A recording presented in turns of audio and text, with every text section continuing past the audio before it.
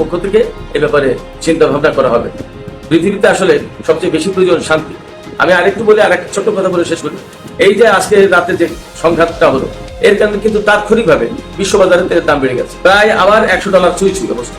কেমন এই যে তাদের ইঁদুর বিড়াল খেলা, তাদের যুদ্ধ ভাব, তাদের কারণে সারা বিশ্বতে এত ক্ষতিগ্রস্ত হচ্ছে। আমরা বেশি দামে তেল কিনছি, আমরা বেশি অর্থনৈতিকভাবে সমস্যাগ্রস্ত হয়ে পড়ছি। কেন? তাদের কারণে আমরা এই সংকটাপন্ন হবো, সমস্যাগ্রস্ত হবো। অতএব তাদেরকে সিদ্ধান্ত নিতে হবে তারা আসলে শান্তি প্রতিষ্ঠা করতে চায় কিনা। তবে আমরা আহ্বান জানাবো তারা শান্তির পথে ফিরে আসবে, দুই পক্ষ শান্তির পথে যাবে। যেভাবে সমাধান করলে শান্তি আসে সেইভাবে সমাধান করা উচিত। আর আমেরিকা যেহেতু 7 সাগর 13 নদীর ওপারের একটা দেশ, তাদের আসলে বিশ্বের বিভিন্ন জায়গায় এইভাবে ঘাঁটি করে বিভিন্ন দেশে দেশে অশান্তির বীজ বপন করার কোনো অর্থ হয় না। এ ব্যাপারেও আমার মনে হয় যে মার্কিন প্রশাসন ভেবে দেখতে পারে। তো সুপ্রিয় দর্শক, এখনকার আলোচনা এখানে শেষ করতে চাইছি। যাবার আগে আমি আপনাদেরকে প্রশ্ন করে আপনাদের কাছে জানতে চাই, কি মনে হচ্ছে এই যে আমেরিকা এবং ইরান নতুন করে পাল্টা হামলার ঘটনা ঘটালো এবং ইরান অনেকগুলো জায়গায় হামলা চালিয়েছে, তাতে কি মনে হচ্ছে আপনাদের কি এমন আশঙ্কা হচ্ছে যে আবার নতুন করে পূর্ণাঙ্গ যুদ্ধ শুরু হতে পারে? এই খবরগুলো আপনাদেরকে প্রথমে শিরোনাম আকারে জানিয়ে দিচ্ছি, এরপরে মোটামুটি বিস্তারিত ব্যাখ্যা বিশ্লেষণ করার চেষ্টা করব। ইরানের IRGC জানিয়েছে আমেরিকা এবং ইসরায়েলের বিরুদ্ধে যুদ্ধে জয়ের জন্য যে সমস্ত কার্ড তাদের হাতে রয়েছে তা এখনো সব উন্মোচন করেনি, সবগুলো এখনো প্রকাশ করেনি। এরপরে IRGC একদম পরিষ্কার করে বলেছে আজকে আবার যে কোনো পরিস্থিতির জন্য তারা সম্পূর্ণভাবে প্রস্তুত রয়েছে। ইরান বলেছে মার্কিন প্রেসিডেন্ট ডোনাল্ড ট্রাম্পের কথায় যদি ইসরায়েল লেবাননে হামলা বন্ধ করে, তাহলে লেবাননে এতদিন যে বর্বরতা চলেছে তার জন্য আমেরিকার দায়ভাগ আছে। অর্থাৎ আমেরিকার ইঙ্গিতে এতদিন ইসরায়েল এই বর্বরতা চালিয়েছে। ইয়েমেনের হুতি আনসারুল্লাহ বলেছে যে লেবাননে যদি ইসরায়েল পূর্ণাঙ্গ সংঘর্ষে যায় তাহলে তার জবাব দেওয়ার জন্য ইয়েমেন প্রস্তুত রয়েছে। এপাশে ট্রাম্প ওমানকে চাপ দিচ্ছে যাতে তারা নিরপেক্ষ অবস্থায় থাকে, ইরানের পক্ষে না যায়। এদিকে লেবাননে নতুন করে ইসরায়েলি হামলায় অন্তত 8 জন নিহত হয়েছে বলে খবর পাওয়া গেছে। এপাশে মার্কিন পররাষ্ট্রমন্ত্রী মার্কো রুবিও বলেছেন ইসরায়েল এবং আমেরিকা ইরানের বিরুদ্ধে দারুণভাবে যুদ্ধে সফল হয়েছে। দর্শক, এই ছিল এখনকার মূল খবর। এই খবরগুলো নিয়ে চলুন আমরা একটু বিস্তারিত বিশ্লেষণ করার চেষ্টা করি। সুপ্রিয় দর্শক, আমরা এতক্ষণ শিরোনামগুলো তুলে ধরলাম, এবার চলুন বিস্তারিত আলোচনা যাই। সর্বপ্রথম ইরানের IRGC বলেছে যে কোনো পরিস্থিতির জন্য তারা প্রস্তুত রয়েছে। তার মানে হচ্ছে যে আমেরিকা এবং ইসরায়েল কিন্তু ইরানের বিরুদ্ধে যুদ্ধ করার জন্য তারা পায়তারা চালাচ্ছে। তারা বারবার চেষ্টা করছে যেভাবে হোক ইরানের বিরুদ্ধে একটা যুদ্ধ তাদের করা লাগবে। এই যুদ্ধ করার জন্য তারা কিন্তু একবার আগাচ্ছে, একবার পিছাচ্ছে, একবার পরিকল্পনা দিচ্ছে, আবার ইরানের প্রস্তুতি দেখে তারা কিন্তু পিছিয়ে যাচ্ছে। বাট ফ্যাক্ট হচ্ছে তারা ইরানের বিরুদ্ধে যুদ্ধ করতে চায়, কারণ যে সংকটে পড়েছে ইরানের সাথে যুদ্ধ করতে এসে যুদ্ধের ভেতর দিয়ে যদি তারা ইরানকে পরাজিত করতে না পারে, তাহলে তাদের সেই ভাব মর্যাদা, তাদের যে অবস্থান, প্রভাব প্রতিপত্তি, এটা কোনো কিছুই আর উদ্ধার হয় না। একদম ডুবে গেছে তো ডুবেই থাকে। এটা আমেরিকা ইসরায়েল এটা খুব ভালো করে জানে, যার কারণে তারা যে কোনোভাবেই হোক তারা কিন্তু যুদ্ধ চাচ্ছে। আবার যুদ্ধ করতে আসলে বিপদ, এই জন্য তারা চুক্তির কথাও বলছে, লেবাননকেও মার দিচ্ছে, গাজায়ও মার দিচ্ছে, আবার টুকিটাকি মাঝে মাঝে ইরানের উপরেও হামলা চালাচ্ছে, আবার বলছে না না যুদ্ধবিরতি আছে, যুদ্ধবিরতি আছে। মানে খুবই চালাক চতুরতার সাথে এই কাজগুলো করছে যাতে ইরান পুরো দস্তুর যুদ্ধ না শুরু করে, এগুলোকে মার না দেওয়া শুরু করে, আবার এটাও যাতে না বোঝে যে যুদ্ধবিরতি তো নেই, তাহলে শুরু করি। তারা চূড়াগুপ্ত হামলা চালাচ্ছে, ছোটখাটো হামলা চালাচ্ছে, আবার বলছে না যুদ্ধবিরতি ঠিক আছে। এর ভিতরে কিন্তু তারা ইরানের প্রস্তুতিটা, ইরানের মন মানসিকতা, ইরানের অবস্থানটা জানার বোঝার চেষ্টা করছে। এগুলো কিন্তু চালাকি। যাই হোক, সেই কারণে ইরানের IRGC বলেছে যেটা পরিস্থিতি যাই হোক না কেন তারা যে কোনো পরিস্থিতি মোকাবেলার জন্য প্রস্তুত রয়েছে। তার মানে ইরান কোনো অবস্থাতেই দুর্বল না বা কোনো অবস্থাতেই ঘুমিয়ে থাকবে, ব্যাপারটা তা না। বরং তারা চাইছে এই মুহূর্তে যে আমেরিকা ইসরায়েল যদি যুদ্ধ করে যুদ্ধ, চুক্তি হলে চুক্তি। আমি সবসময় কথা বলে আসছি।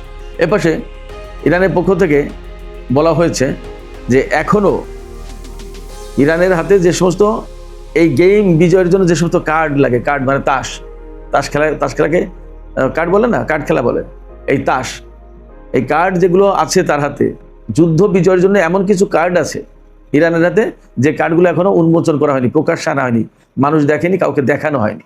ইরান এটা পরিষ্কার করে বলছে। কেন বলছে?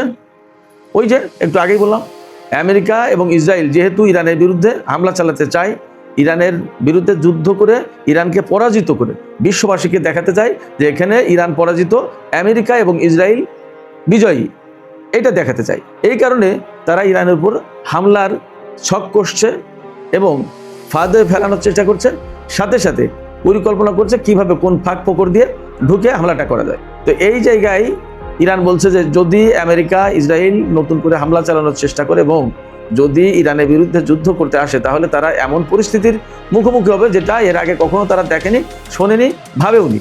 একদম বিস্মিত তো হবেই। এবং এমন কিছু কার্ড আছে যে কার্ডগুলো আমরা আমেরিকা ইসরায়েলের বিরুদ্ধে আমরা বিজয়ী হওয়ার জন্য ব্যবহার করবো, সেটা এখন ব্যবহার করিনি, বেরই করিনি, প্রকাশ্যে আনিনি। সেক্ষেত্রে ইরানের প্রস্তুতি, ইরানের শক্ত অবস্থান মোটামুটি আমাদের সামনে একদম ক্লিয়ার হয়। এপাশে লেবাননের হুতি আনসারুল্লাহরা বলছে যে ইসরায়েল এবং আমেরিকার ষড়যন্ত্রে যদি লেবাননের বিরুদ্ধে আবার নতুন করে বড় কোনো পূর্ণাঙ্গ যুদ্ধ শুরু করা হয়, তাহলে তার জবাব দেওয়ার জন্য ইয়েমেন প্রস্তুত। অর্থাৎ আমরা কিন্তু একসময় জানি গাজায় যখন ইসরায়েল প্রচণ্ড রকমের হামলা চালাচ্ছিল, তখন ইয়েমেন কিন্তু গাজার পক্ষে অবস্থান নিয়েছিল এবং দীর্ঘদিন ধরে ইসরায়েলের বিরুদ্ধে ক্ষেপণাস্ত্র ছুড়েছে। এপাশে লোহিত সাগর, বাব আল মানদেব প্রণালী, এই এলাকায় তারা কিন্তু ইসরায়েলের জাহাজ, আমেরিকার জাহাজ, ব্রিটেনের জাহাজ, ইসরায়েল অভিমুখী জাহাজ অর্থাৎ ইসরায়েলের দিকে যে জাহাজ যাচ্ছে সেগুলো, বা ইসরায়েল থেকে যে জাহাজ বেরিয়ে আসে সেগুলোর উপর হামলা চালানোর চেষ্টা করেছে, হামলা করেছে। এবং লোহিত সাগর, বাব আল মানদেব প্রণালী, এডেন উপসাগর, এই এলাকাটা ইসরায়েলের জন্য এক ধরনের মানে ভয়ঙ্কর একটা জায়গায় পরিণত করেছিল, যেখানে আসতে ইসরায়েল ভয় পেত। এরকম একটা পরিস্থিতি কিন্তু তৈরি হয়েছিল। সেই ইয়েমেন এখন বলছে যে যদি ইসরায়েল লেবাননে পূর্ণাঙ্গ যুদ্ধ শুরু করে, তাহলে ইয়েমেন তার জবাব দেওয়ার জন্য প্রস্তুত রয়েছে। এবার সে আরেকটা গুরুত্বপূর্ণ খবর আছে। আমরা সবাই জানি গতকাল মার্কিন প্রেসিডেন্ট ডোনাল্ড ট্রাম্প ইসরায়েলের প্রধানমন্ত্রী বেনিয়ামিন নেতানিয়াহুর বিরুদ্ধে ব্যাপক গালিগালাজ, বকাবকি করেছে এবং অশ্রাব্য ভাষায় বলেছে। এমন এক রকমের খোঁটা দিয়েছে যে আমি যদি আপনার পাশে না থাকতাম তাহলে তো আপনি আজকে জেলে থাকতেন। সেক্ষেত্রে আমি কথা বলে আপনি শুনবেন না কেন? আপনাকে বলেছি আমি লেবাননের যুদ্ধ থামান, আপনি হামলা চালাবেন না। তারপরে হামলা থামিয়েছে। পরে আবার নেতানিয়াহু কিন্তু বলেছে আমরা আপাতত হামলা থামালাম, কিন্তু প্রয়োজন হলে আমরা আবার হামলা শুরু করব। এবং আজকে নতুন করে হামলায় 8 জন নিহত হয়েছে, সে খবর কিন্তু এসছে, আমরা পাচ্ছি। তো এই যে ডোনাল্ড ট্রাম্পের কথায় নেতানিয়াহু যে যুদ্ধ বন্ধ করলো লেবাননে গতকালকে, তা না হলে ইরান হামলা চালাবে বলেছিল, হুমকি দিয়েছিল। যার কারণে ডোনাল্ড ট্রাম্প নেতানিয়াহুকে মানে যার পর্যায় ব্যস্ততার সাথে, দ্রুততার সাথে নেতানিয়াহুকে ফোন দিয়েছে এবং হামলা থামানোর কথা বলেছে। ইরান এখানে বলছে যে নেতানিয়াহু যদি ডোনাল্ড ট্রাম্পের কথায় হামলা থামায়, তাহলে এতদিন লেবাননে যে বর্বরতা চালিয়েছে ইসরায়েল, সেই বর্বরতা চালানোর জন্য আমেরিকা ইসরায়েলকে উস্কানি দিয়েছে, আশকারা দিয়েছে, সাপোর্ট দিয়েছে, যার কারণে ইসরায়েল এই রকম বর্বরতা চালানোর সুযোগ পেয়েছে বা সাহস পেয়েছে। আর যেহেতু আমেরিকার উস্কানিতে বা সাপোর্টে ইসরায়েল লেবাননে এইরকম বর্বরতা চালিয়েছে, সেই জন্য এর দায়ভাগ আমেরিকাকে দিতে হবে এবং আমেরিকা এর জন্য অবশ্যই দায়ী।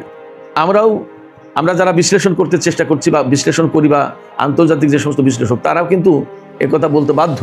আমরা তো সবাই জানি, আমি যদি কাউকে বলি যে তুমি এই কাজটা করো না, তুমি এখানে থামো, আর সে যদি সেখানে থেমে যায়, তার মানে ধরতে হবে যে সে আমার কথায় উঠা বসা করে, সে আমার কথায় উঠে বসে এবং আমার কথায় চলাফেরা করে, আমি যা বলি তাই শোনে।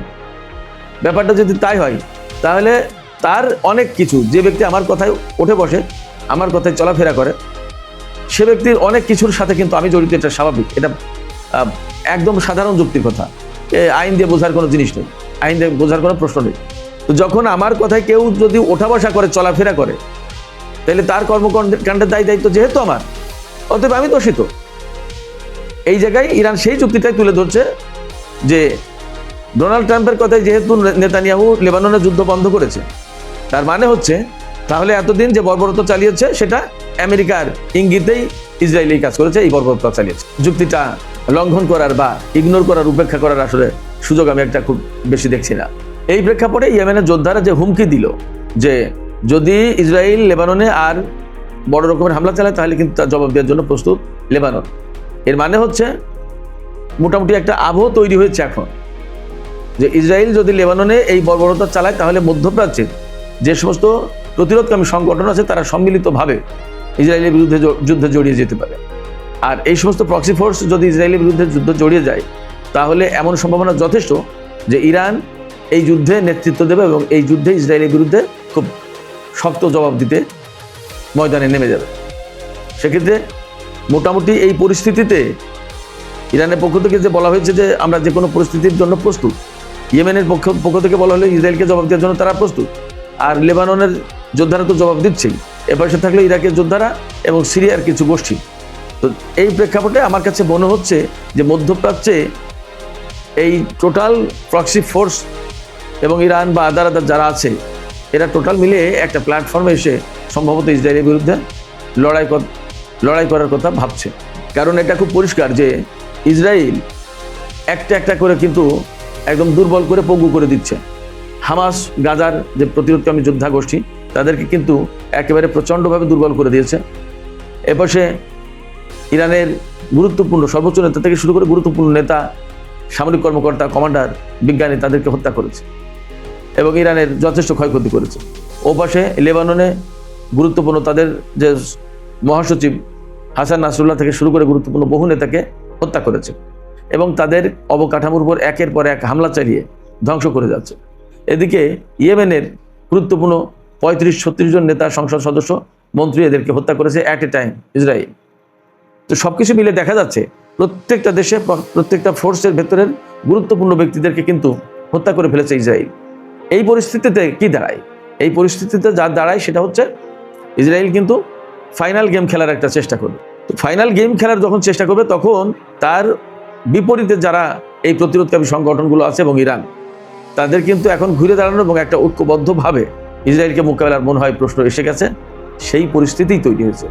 আমার কাছে মনে হচ্ছে ইরানের পক্ষ থেকে যে বলা হয়েছে যে কোনো পরিস্থিতির জন্য আমরা প্রস্তুত, আমার মনে হয় যে মধ্যপ্রাচ্যের এই নতুন সিনারিও, এই পরিস্থিতি মোকাবেলার জন্য প্রস্তুতির কথা তারা জানিয়েছে।